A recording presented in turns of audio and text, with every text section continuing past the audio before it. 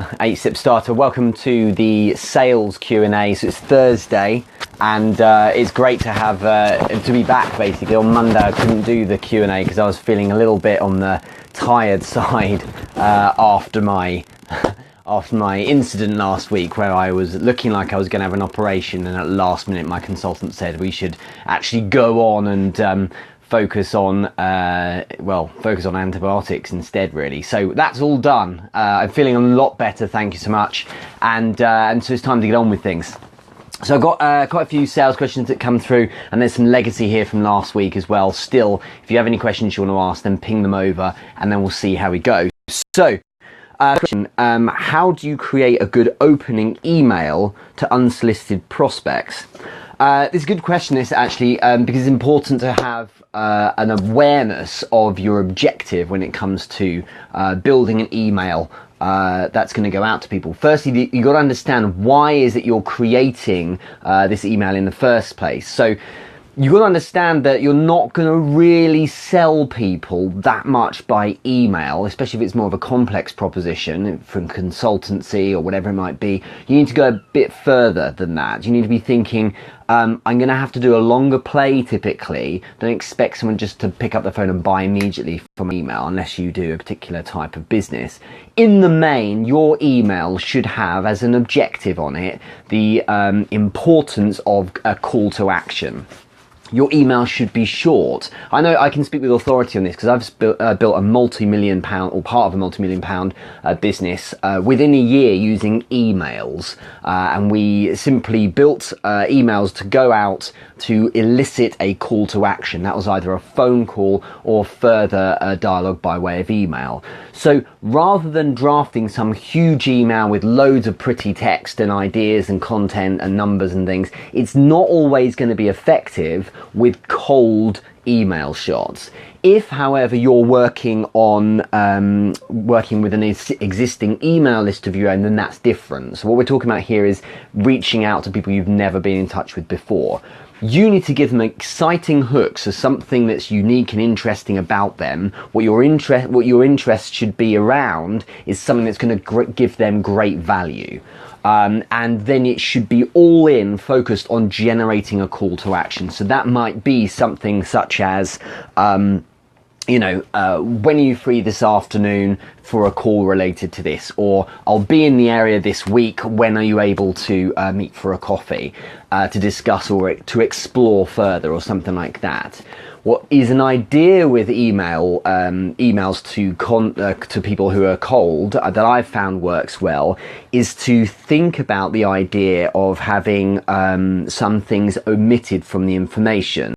But maybe you as well as the basics, you maybe omit the price, or you maybe omit the date of the event, or you maybe just give a little, the crucial information is there, but maybe a couple of key points are missing, because what it gets is a reaction from someone. You have to go for engagement, okay? And the whole point with an email is, of course, to get someone to say, oh, could you give me a bit more information about this or about that? And I know when I was launching one of my businesses in the past, I was doing this so that I could just get something from people. Because if I have someone ask a question such as, can you give me a bit more information on this or on that, please, then I can go from there. A great technique I found worked with cold emails when I was producing a sports course about a year or so ago, was I suggested that there was an information pack which was free for people to give all the details. So of course then they got in touch, can I have my information pack please? No problem, and thanks very much for the email address. And then I'm starting to warm things up. But the best thing, if you've got something solid and exciting, is suggest on their terms, where you will put yourself out there to try and get in touch with them. So it might be a phone call or to meet them in their office. If someone is in, when I worked in London, I had a lot of people I was trying to reach out to in financial services, and I would just say, look, I'm in the Canary Wharf area a bit later on today. Why don't I drop by the office and we can have a coffee or something like that? And the result is fantastic, because you get people go thinking to themselves, well, I'm having a coffee later, what harm could it be? And then of course then you're you're away. So your email should be minimal. It should be a great bit of value, getting to the point, and then trying to get a call to action. So trying to get some kind of connection happening by a phone call or further dialogue. Okay, that's really the best way to create a good opening email, I find. Next question. I'm best at sales. Good for you. But I run a company now. Okay, so what percentage time should be spent with sales each day?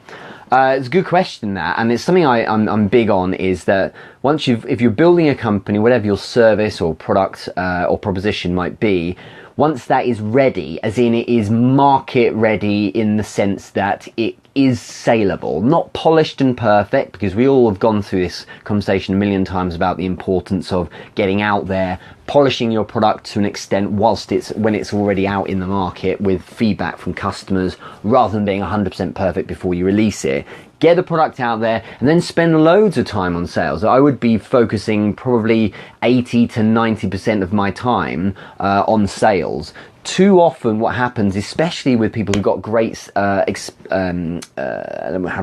great strengths in things like sales or something, is that they focus often on other things when they build a business, and they're not playing to their strengths. Bottom line is this: if you're great at sales, then that's fantastic. It means you can go out there and drum up business. But don't forget this crucial thing, that the most important, I suppose, number one priority of a new business especially, is to generate a new customer. Okay, so once you get a new customer, you then need to keep looking for new customers, because customers equal revenue, keeps the company afloat, which equals confidence for you.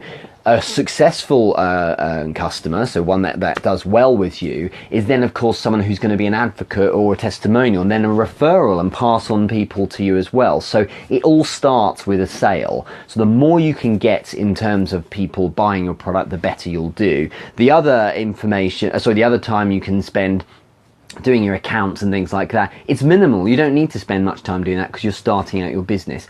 Go all in. The sales is crucial. Once your product is good enough, spend time getting it out there and getting your feedback from the front line, rather than guessing or assuming what the next iteration of the product would be. Lewis and Scott, nice to have you on here, so thanks very much for your kind messages. Right, next question. How do you create urgency? Well, there's a lot to be said for creating urgency, and I think that when it comes to understanding what we mean by urgency, it is essentially creating a sense that there's going to be a loss, that something will be lost unless action is taken now or in the very immediate future. Urgency is very valuable, because without it, what you may have is people saying, okay, I like your product, I'll buy it when I feel like it. And unless there is what's known as natural urgency, such as if I'm doing a publication and there's a launch date in 2 weeks' time, well then if I'm selling advertising in that publication, well then the natural urgency is created, because they have to decide if they're going to be in the edition or not before it goes out. Whereas with other products, often it's the case that you can decide and buy whenever the hell you like, and that's where urgency is really important. There's a lot of different ways of doing it, and that's something I talk about in the sales course I'm finishing up in August. But just a few ideas. You need to be thinking about the idea of maybe a one-time offer. So the idea that you're just offering this now. You can combine that with a price hike. You can suggest that in a certain amount of time, ideally when you want to get this thing closed off, there'll be a move on to a price increase. And if you do that, always attach to it a business reason. Because of this reason, the price will be going up on this date, rather than just because. Okay. Another idea is creating exclusivity. So saying, I will only offer this to the first 5 people. That usually gets a lot of urgency going on, because again, the fear of loss. And the thing, I suppose, that we can go on all day about different ideas with urgency, but the thing to bear in mind is that a lot of people fall down in sales when they try and create urgency around the reason being because they want to get this in to be a deal. Okay, so if you want a close of a deal, which I'm sure you do, that's not a reason for your prospect to say, oh, okay, well, I'll do it now then, unless you've really got them so bought in that they're going to do you favors, essentially. So your urgency must therefore always be attached to a business reason, not a personal reason. Because in the main, a sales prospect will never buy something to do you a favor. All right, I'll say it again. A sales prospect typically doesn't buy something to do you a favor. They buy it for the business reason, or of course an emotional reason that they personally have attached to that. So at all turns, you must be talking about the business reason for them for purchasing your product, and ideally with in case of urgency of purchasing your product now. Okay, it should never be, I'd like to get this in, so I'd like to get this closed off today, so you know, let's do it now, or because I really want to get done. And the worst is things like, you know, I've got to hit a sales target, so is there any chance you could do it today? Unless you've got to that point where that guy is or lady is buying at, you know, eating out of your hand and like, just, I love this is brilliant. In which case you don't need urgency. You need to take them to the point of just executing. It's as simple as that. It's a massive pitfall that most people are unaware of, and it comes out of your language. Often people will say things like, what I want to do is I want to show you my product and how I think I will be able to help you. I mean, that's all very noble, but you're not talking about what's in it for them. Okay, so you must always use language that is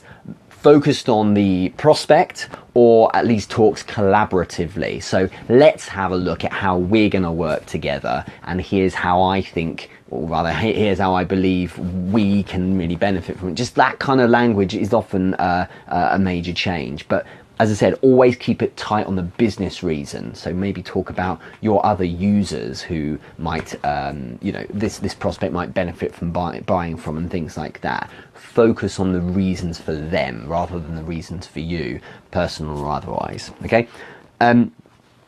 But whoever sent me that question, send over a PM if you want some new ideas on urgency, because often it can be particular to the product itself. But get creative, that's often the best thing. One word on that, I think, before I move on, is avoid the cliches. Certainly in a lot of sales calls in the past, I know that people try the thing like, you know, if I could get you this price, would you do it today? And the thing is, what you're doing is you're trying to leverage a deal based on price, and it can work, but you need to make sure that they have really seen the value first, otherwise someone's not going to really buy it. But I do think, you know, that's really worth bearing in mind. Anyway, so next question. So how do you create, we've already done that one. So other than a sale, what is your objective on a cold call? Your objective on a cold call is always to try and get a sale, unless it's something that typically doesn't lend itself to a cold call, a cold sale. So a cold call, of course, just for clarity, is a call where you've never spoken to that person before, is unsolicited. And a cold sale is one where on that first call that person buys. It depends on your product. Often low ticket products, not necessarily always, but low ticket products, the ones that are easily sold, you know, got great value behind them, will be bought on the first call. But what you're looking for is to create a scenario, always, where on your first point of meeting, the person you're speaking to is so hugely compelled by the value you're offering that there's no logic in not buying from you right away, because it creates an emotional surge of I must just have this thing, and that really is what you need to, what you're going to leverage the actual sale off.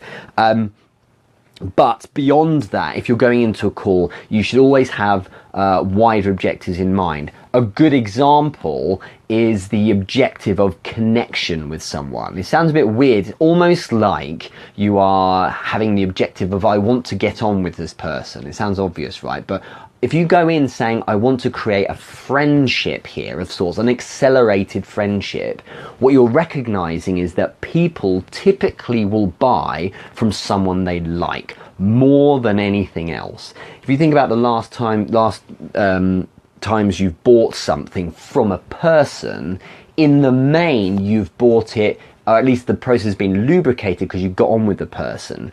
That's if they're directly selling you.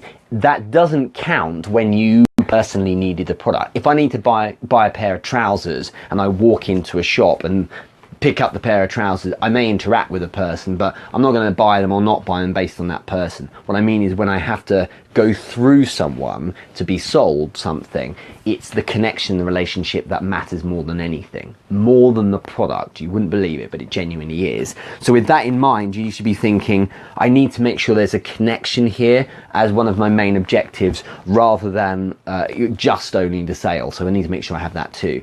That also means that you're setting yourself up for a long-term business relationship as well, which of course is where future sales can come from. And as I said earlier, for advocates and testimonials and referrals, that all comes from someone having a great journey and a great experience with you. So don't be so quick just to sell the product. You've got to look for the wider, more touchy-feely relationship as well, because that will carry you much further, and that's where your real profit often lies. Because if someone's sold and bought into you, that might take an hour, right? And you might get a sale from it, but the bigger sales later on will rely typically on that first wonderful connection that you had, and less needs to be done. And in fact, I remember in the past, some of my clients where I laid the groundwork, but I remember I could, when I was selling in the city, I could call people up and say, I've got this, I need to sell you, they just trusted me basically. So I would call them and say, I've got this today, do you want to buy this? It's this much. And they're like, yeah, no problem, ping it over, no problem at all. And the sale would be like 15 seconds because they trust me. We've already done the groundwork. We have a great connection and I've delivered in the past. So get that bit right. That should be your objective, on top of course, trying to get a sale as well. Okay, next question. I have a lot of traffic, fantastic, but I have no conversions, okay. What am I missing? Okay, so if you have a lot of traffic, I presume you're talking about a website here. If you have lots of traffic but no conversions, it can be one of a number of things.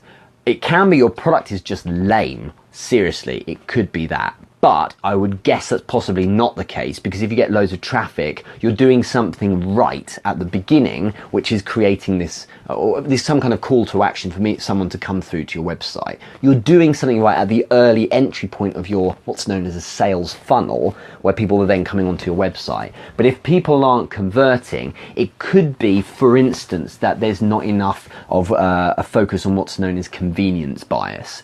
So Amazon is a great template. I mention it them almost every week for their one-click buy button. But Amazon have got it right, because the idea is you can find what you want very easily. Every page is dominated by their search bar.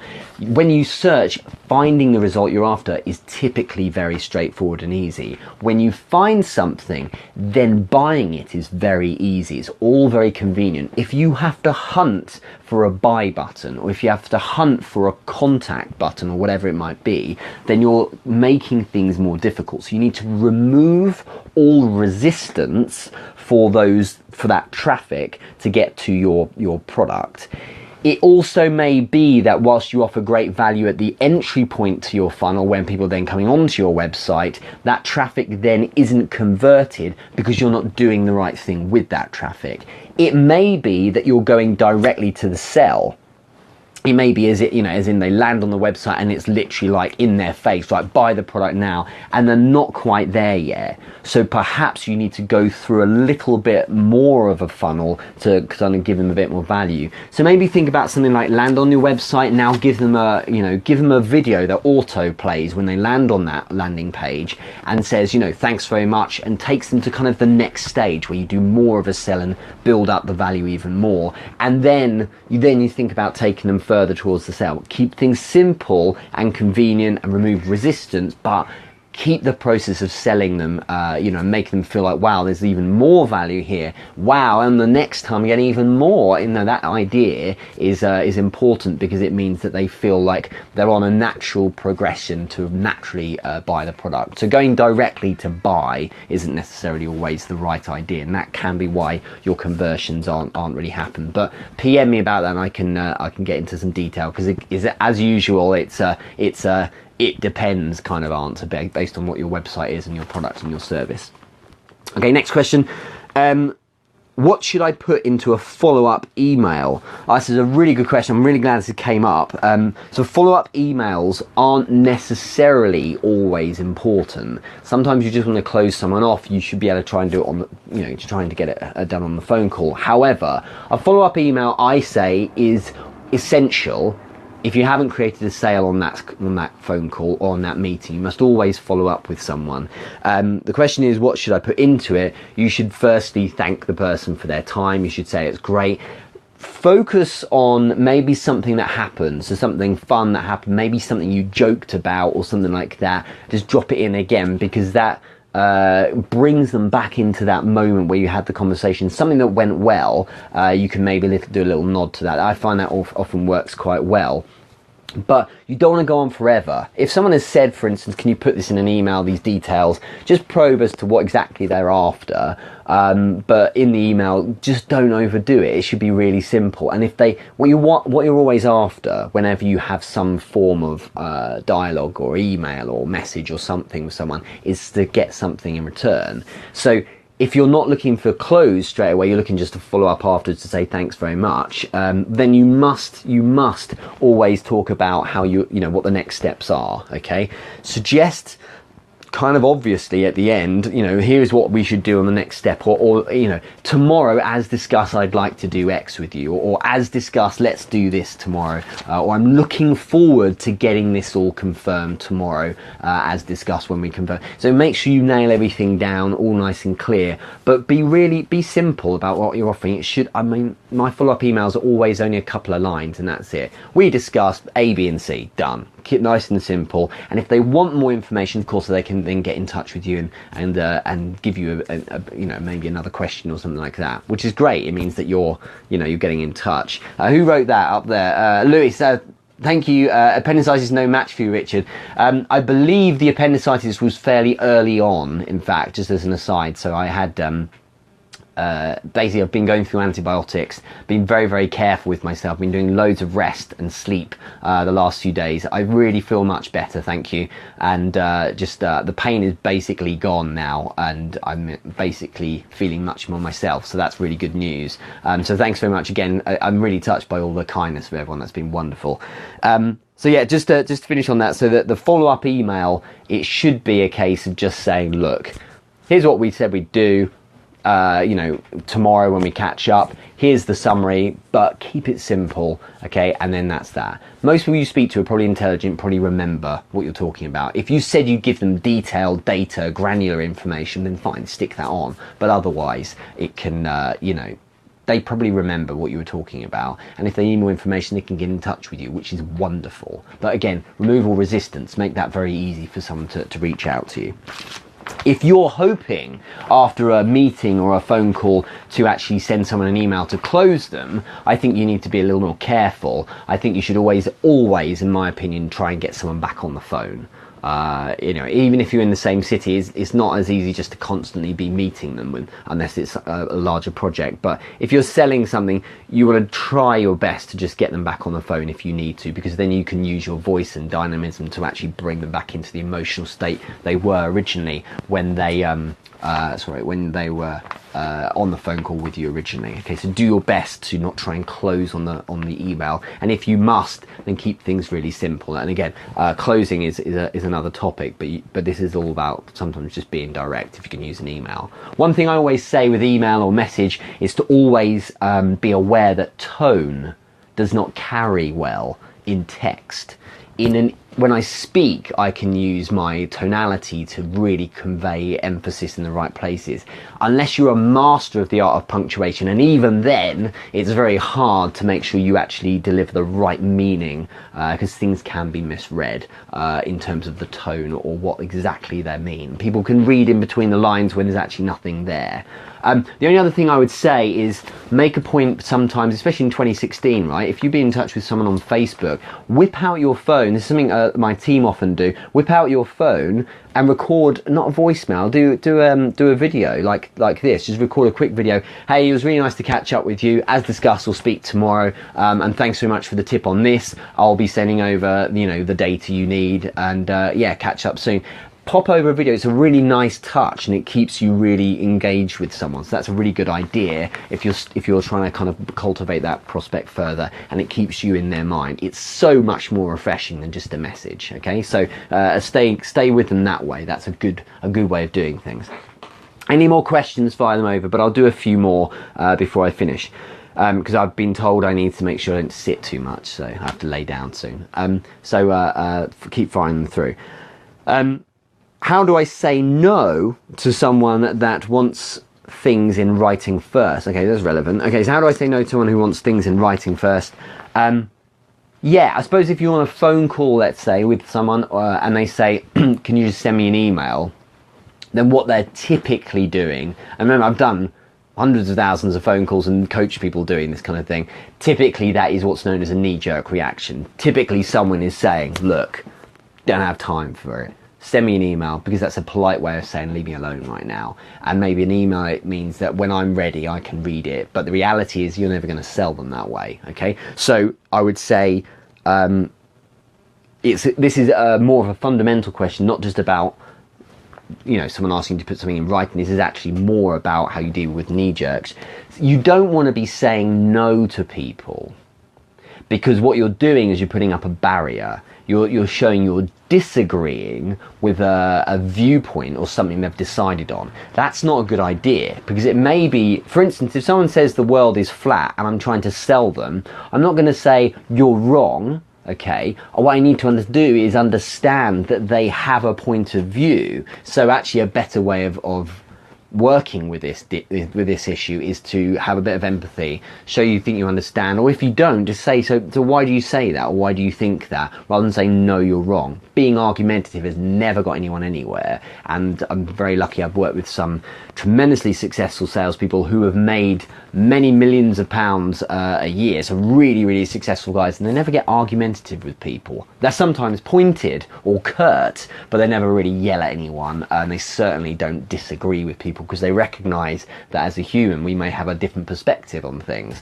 And I remember 10 years ago selling internet marketing, and people were saying to me, no one uses the internet, they wouldn't use a system like this. And I'm sitting there with data saying 1 million people a year make use of my website, and it was just like, I felt like saying, well, you're wrong, but a better way to do it is say, well, what makes you feel that? Tell me a bit about why you think that's the case. It's much more effective that way. And so to answer the question, how do you say no to someone who wants something in writing?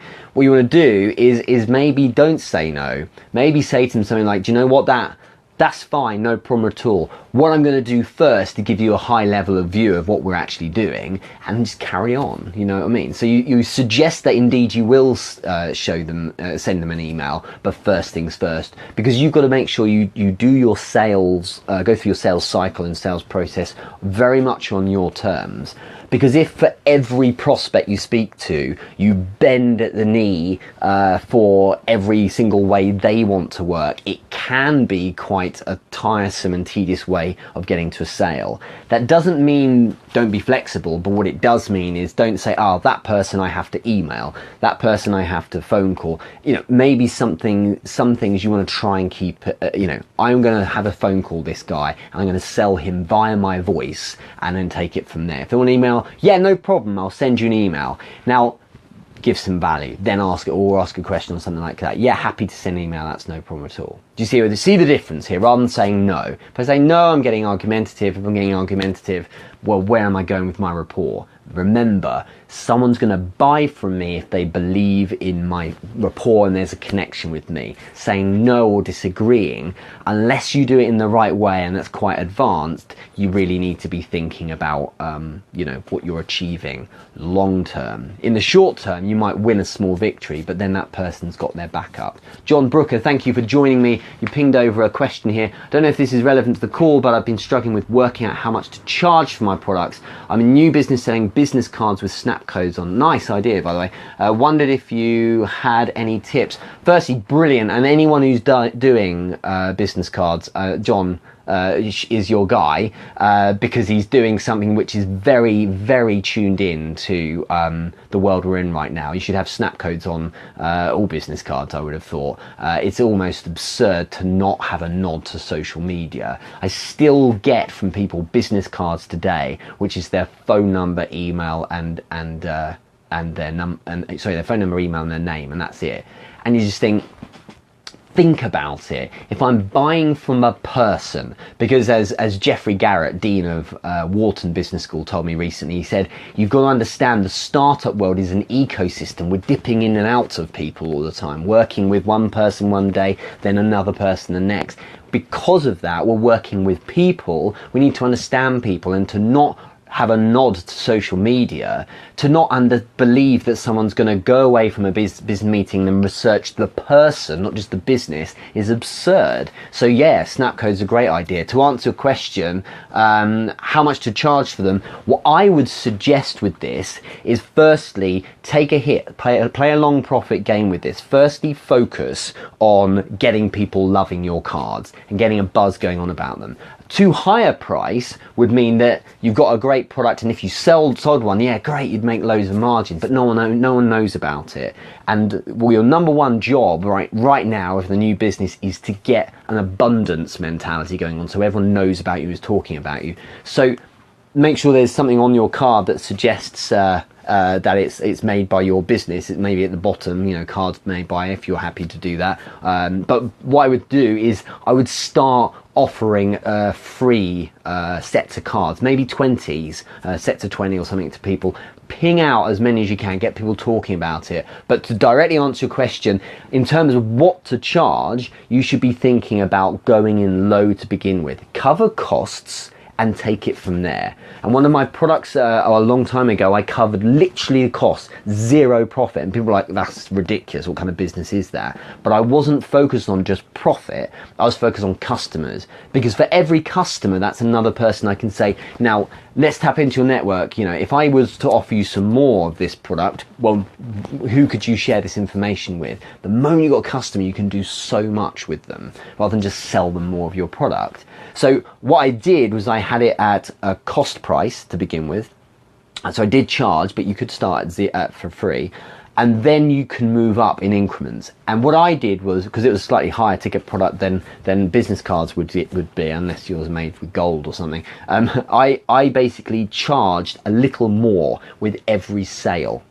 And at eventually you get to a point where there's a bit of resistance and you think, you know what, that's about the level I should be at. You should probably know what the market charges and things like that anyway, but make it hugely incentivized for people to at least trial working with your product, okay? And so it might be that you offer small amounts of cards for free to get people started, and if they love it and it works well, then offer something beyond that to get them, you know, if they share with 5 people and they get 2 orders, then they get another 50 cards for free. I don't know, whatever, be creative with it. But I would start very low, almost just cost price, and then raise the price incrementally based on if someone buys them, and every time someone buys them, then you can charge a little bit more, and eventually you'll get to a point where it's like, it's obvious I should be charging this amount of money because no one's buying up at that level, and you know, everyone's buying them at a lower level.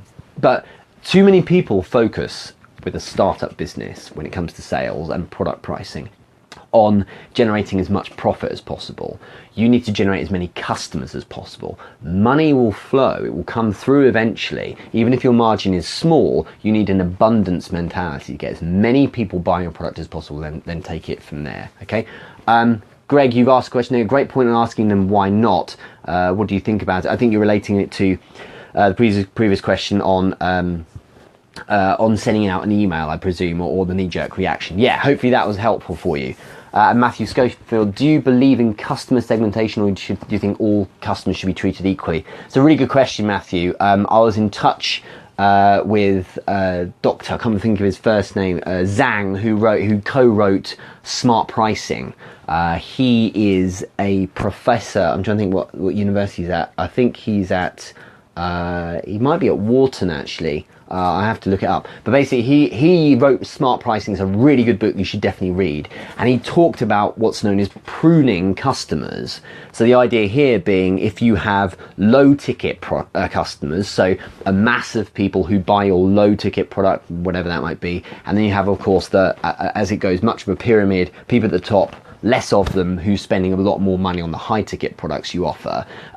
He's suggested what's known as pruning, as in you take out a segment of your customers altogether and focus your time and effort on just the high paying and medium paying ticket product customers, as opposed to covering everyone. I've asked him, what's his name? His book's up here somewhere. I can't see where it is. It might be in my other shelf over here somewhere. But basically, I asked him, look, should you prune the prices? Shouldn't you prune the customers and segment to the point that you actually take some away altogether?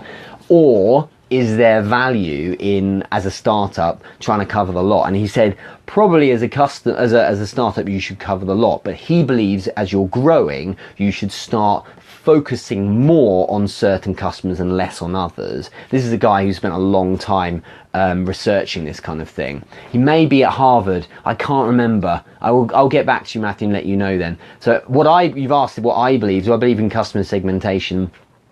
I genuinely believe you should treat all customers equally to a point, which is my disclaimer. What I'm saying by that is your baseline or default level of care that you give to customers should be ludicrously high. Someone who doesn't look like they're ever going to buy from you in the short term, you should still give them a phenomenal experience. I know there's a guy I'm working with, I'm pretty much mentoring this guy, and he's not paid a penny, but I just know, I can just see in his business it's going places. I've just got to wait. And then recently, I think it was last week, I made a proposition to him, and I really think he'll take me up on it, and at least we'll discuss and negotiate it, whereby I get involved in a different way with his company. And of course then, in terms of monetary gain, that will then help, but it means that I'll benefit from working with him long term. And sometimes you've got to recognize that your sale won't come right now. Your sale might not come in 6 months. It might come in years. Or some of the companies, there was one I invested in last year, and there was 6 months at least of helping out, giving advice back and forth, hundreds and hundreds of messages and emails and things like that. Not a penny came my way, but eventually I got an equity stake in this business, and now we're in a really great place. So I would suggest that you always give a huge amount of value to everyone. Oh, but it takes a lot of time. Yeah, it does. And I'm going through a process at the moment of literally connecting with every single one of the 1,250 people who are in the 8-Step Startup group. I'm actually messaging every single one. So I haven't got to you yet, then I apologise. There's a lot to get through and it's time consuming, but these are people I need to speak to and get in touch with, because they are of course ultimately my lifeblood. And it may be that these people are going to be something huge. Maybe they do nothing for 10 years, but you don't know, so you've got to get involved in all of them. Having said all of that, there should be some people at the very high level that you really do give a lot of love to. And I suppose what I'm saying is, rather than not giving attention to some people, it means you give a bit more attention to other people. So I'm saying, of course, people who are not just high paying customers, but ones where there's a real vested interest in being involved in their business. Maybe it's because you're on their board or an advisor or something like that. Yeah, I mean, they're the kind of people that you should really get involved with on a deeper level, because if you can see the end goal, it may be that actually you get a lot more from them. And I'm not talking about just investing with someone. It just might be that this person's got a great network, and it might be that actually you need to put a bit more time in because you think you might get more from them. But until the day that you know for sure, you should give everyone as much attention as possible. And one of the best examples, two great examples, are Grant Cardone and Gary Vaynerchuk. Because both these people are multi-millionaires, and both of them respond to things that you could ping out anything pretty much, as long as it's fairly intelligent. Gary Vaynerchuk will always respond to your tweets. Grant Cardone will always respond to your Snapchats. It's fantastic. You write a message, you're like, Grant Cardone's just sent me a message, the guy's worth millions. But that's because he recognises that there's an end game there. Obviously you get very au fait after a while with dealing with people who are, going to be scammers and things like that, and you pay them no time. But, for instance, conversely, Ty Lopez, who's very famous for, 6, 7 steps and things like that, he doesn't respond to people. He does respond to a few, but not nearly in the same way as Gary Vaynerchuk does. And it's been an argument many people have had that Ty Lopez doesn't exercise the thank you economy, as as Gary Vaynerchuk calls it, quite nearly as much as he might. And so what you've got is, in fact, a person who spends a lot of time putting out great content, great product and things like that, but he doesn't actually follow up on any of the messages that ever come through. And that's a really good touch if you can do it.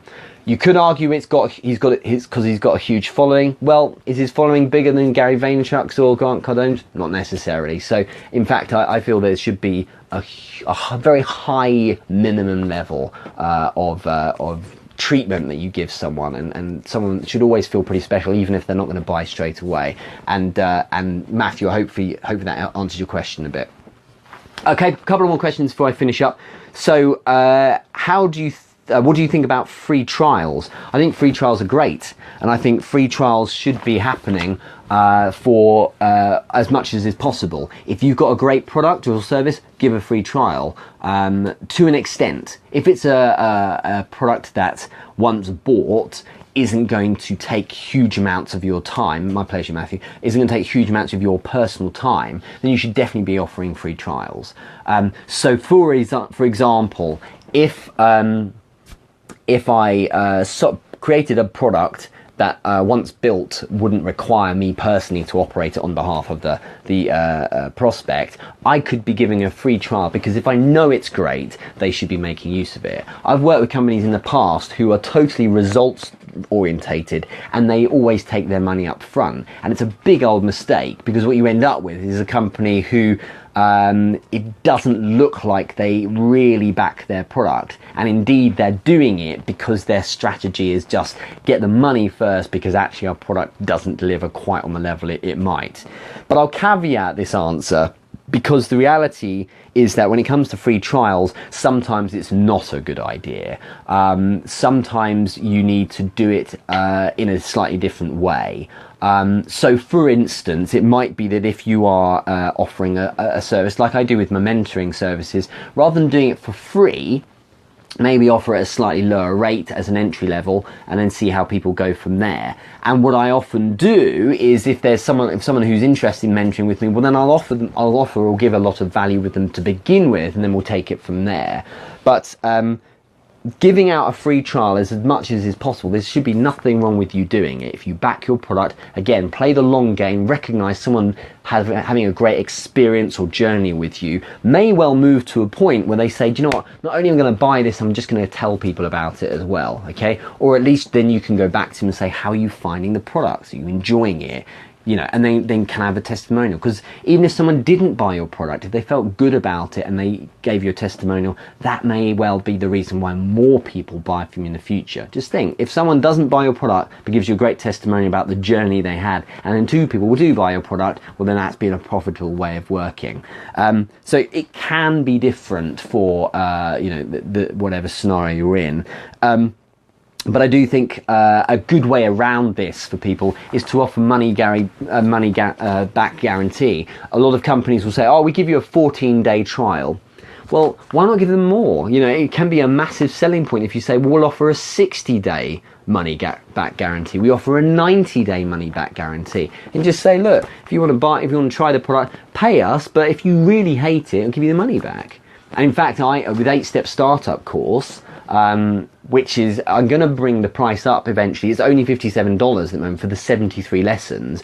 And if someone buys it, I always say, look, if you don't like it, just have your money back. And that's not, it's not after, between now and 14 days or now and 6 days, just have your money back. Because if you really hate it that much and you go out of your way to email me and say, I really don't like this product, well, then at the price you paid, I'll give you that money back. Because it's just not worth it. And I would rather, have someone who felt better about it, feel like they haven't been screwed, if they desperately thought it was a massive waste of time. So, send me a private message, whoever sent that question in, because it might be that is a particular case we need to work on.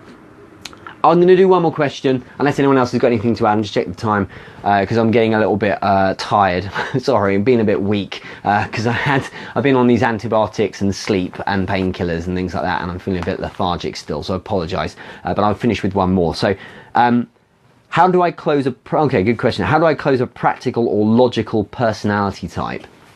So there are different, I could go on all day about personality typings, and of course there are. I did some content on this, in fact, and on the 8-Step Startup course it covers this in depth.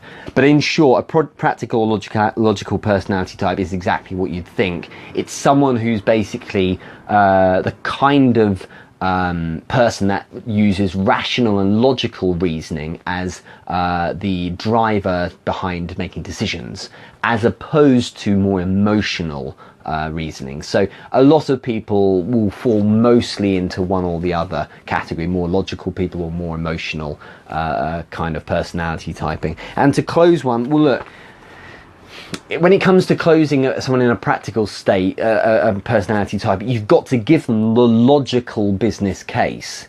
And you don't want to overemphasize, how do you feel about this? Is this something you believe in? All the touchy-feely language isn't going to resonate with them as much. And trying to hard close them on the idea that they're really going to miss out, unless, how they're going to feel if they don't take advantage of this now. It's just going to annoy them probably, because those people typically are hardwired to not buy unless their logical side has an overwhelming case for going ahead with things. They almost don't want their emotions to lead the decision. And it may be historical, it may be they've made a decision in the past, they don't want to screw up and do it again, or maybe that's just how they're built. I first encountered this, must have been 12, 13 years ago, when I started making sales, when I had to pitch managing directors and CEOs and presidents of businesses. And when I did that, often I would pitch this decision maker, as we called it, and they'd say, yeah, it makes sense, perfect, I'm the commercial head, this is something I want to do. However, I want it to be run past my finance guy. And in the main, I tended to find that the finance guy was more of a numbers, practical, logical, mechanical, engineering kind of mind, instead of this CEO or president I'd spoken to. So what I needed to do was tweak my pitch, and in fact make it much more based on the data, the number, the metrics, the kind of information they're going to need to say, I can see how if I spend $1, I'll get 2 back, and it makes logical sense for me. So all of that focus needs to be there.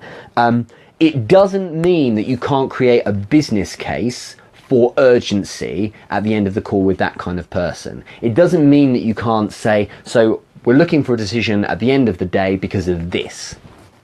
But if you do it based on emotion, you won't win. So you need to identify with that personality type at the beginning. If you can, of course, do that by getting them to talk and just kind of observing the kind of language they use. If they are quite short and direct and concise with their answers, if they don't go on about how they're starting new things all the time, if they're not sociable and talking about what their day's like and asking you how you are so much, often that's the kind of person that it is maybe a practical personality type. Not always, but typically. And there's a lot of resource on this you can read. But closing them comes down to giving them the detail they want. If you finish a call and you've given them the emotional powerhouse, and you come away thinking, I gave that the passion of my life, you're probably not going to end up with a sale, because this person needs to not feel like it is right to go ahead. They need to see that it's right to go ahead, and it needs to be customer testimonials that are carefully selected, because they're the ones that say, we spent this much and we got this much back, or we got this set of results, as opposed to, we felt it was really good fun working with Richard. And you need to then give them the data that proves it's going to work. You've got to basically give them as much assurance and guarantee as possible that they're going to actually generate business results, as opposed to feel good about being part of your business. So tune in to their personality type. You've got to be a little bit of a chameleon of sorts. And it doesn't mean you're being manipulative, it just means you're accommodating their personality type more on the call or the meeting, right? Because you recognize simply that the person will buy you more if you're the right kind of person. So hopefully that makes sense. That's just going to be the way you take it, really. I'm going to finish there. It's about time I had a bit of a nap, I think. Thank you again for everyone. I know this is more about a sales Q&A, but I really feel there's a lot of warmth from you all. So thanks so much for your kindness, and I'm absolutely on the mend. I'm really glad I didn't go ahead with the operation, although it wasn't my decision. And I feel like things are better, so it looks like I probably won't be going into surgery. So that's really good news.